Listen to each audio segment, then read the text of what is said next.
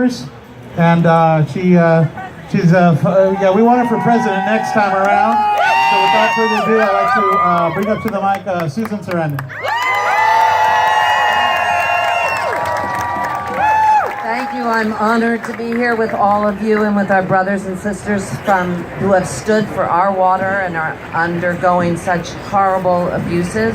I don't know if you know that the United Nations just left Standing Rock and declared that it was inhumane circumstances there and have declared it an emergency. So it's taken the UN to go into this situation and say that people cannot be treated this way.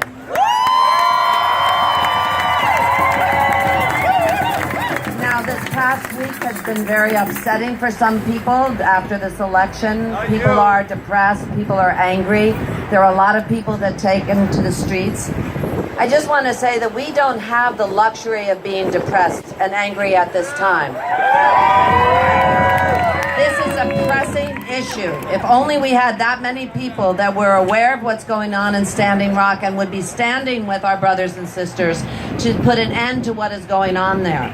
And, you know, people called me and they were so upset about Trump, and they said, you know, we're so afraid that there's going to be arrests of peaceful protesters, and there's going to be, they're going to be charged with felonies. And I said, do you not understand what's been going on for months at Standing Rock? This has been going on, and our other presidential candidate, except for Bernie Sanders and Joe Stein, have not spoken out. We haven't heard anything from Hillary. If you're a Hillary supporter, find out why she hasn't been talking. If we're so happy with Obama and with our progressives, ask him why he is not standing up for Standing Rock. He has said this will play itself out. We're waiting to see how it plays out, but the officials that are at Standing Rock, the cops that are at Standing Rock, are not playing. This is not a situation that is playing out. We need to call the White House. We need to divest. If you're in a bank and not a credit union, check out your bank. Citigroup, Chase, all of these banks are paying for the pipeline. So if you can't go to Standing Rock, make sure your money isn't going to Standing Rock and doing damage there. It's a pain in the ass to have to take your money out of a bank. There are clean banks. You can find ones that are not there. But it is more of a pain in the ass to lose your water, to lose your heritage. So if everybody here, and I'm sorry that we can't reach everybody, so pass the word. Divest from those banks. Call the president. Bother the horrible governor of that state. You know, we have to put pressure on them because, unfortunately, what's right doesn't seem to be making a dent. The care for the future is not what they're concerned with because greed is so heavy right now. We have to look at where our money's going and make a change there. That's how we got South Africa to turn around, and, you know, we have to look at this now. It's not enough just to like tweets. It's not enough just to pass things on. A lot of people do not know what's going on in Standing Rock.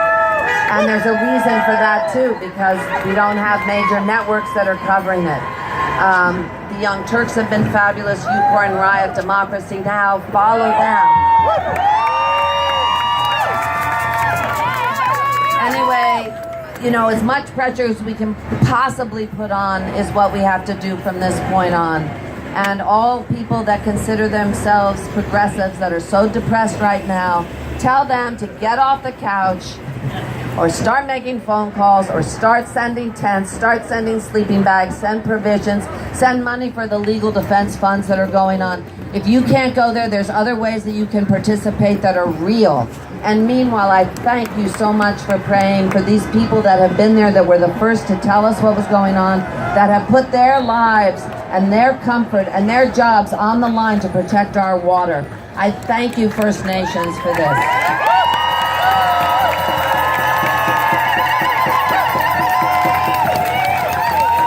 And to be doing it all non-violently and with love and respect, because a lot of the police that are there are not happy to be there. I feel sorry for those people that still are being affected by the job that they have to do, because it's an ugly, ugly thing they're being asked to do.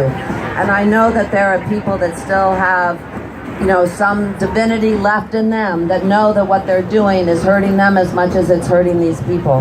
And I wonder at the fact that everyone has managed to stay nonviolent. That is the most beautiful thing that I've seen in a long time. And again, please just pass the word, even pass the word down the street, because I don't think they're able to hear this. But tell your friends, tell your family, you know, become active about this. This is how we will, this is one of the pressing issue right now.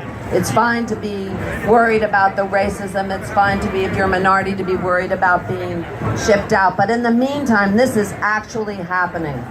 And so this has to be prioritized, and we have to do whatever we can. And this group and all the other groups that are gathering all over today in other parts of the United States. I've talked to Shailene, who's been working very hard and is a hero, and she's in DC, and other people are all over. So thank you so much for coming, everybody, and keep up the good fight.